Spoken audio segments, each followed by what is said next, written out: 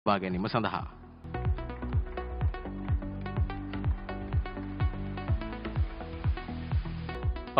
මීළඟට වෙසක් සුභතුම් ප්‍රථම ස්ථානයේ දිනාගෙන තිබෙනවා සනුලි සහන්‍යා.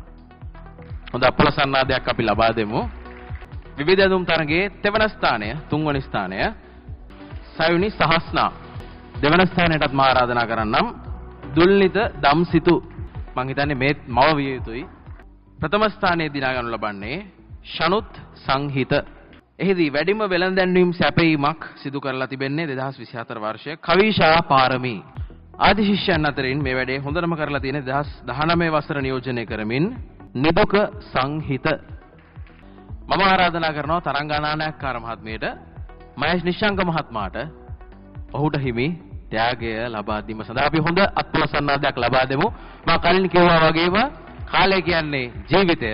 ජීවිතය කැප කරමින් අප වෙනුවෙන් රැඳී සිටි ඔබට අපගේ හෘදයාංගම ප්‍රණාමය. නාට්‍ය නිෂ්පාදිකා අධ්‍යක්ෂිකා ගේය පද රචිකා තුෂාරි අබේසේකර මහත්මියට ඉතාම ගෞරවයෙන් ආරාධනා කරනවා.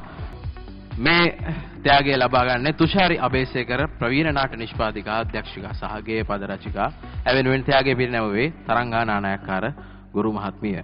සඳලි සිව්මිනි ඔබට මතක ඇති සෝලෝ ඩාන්ස් එකක් කරා ලස්සන නර්තනාංගයක්.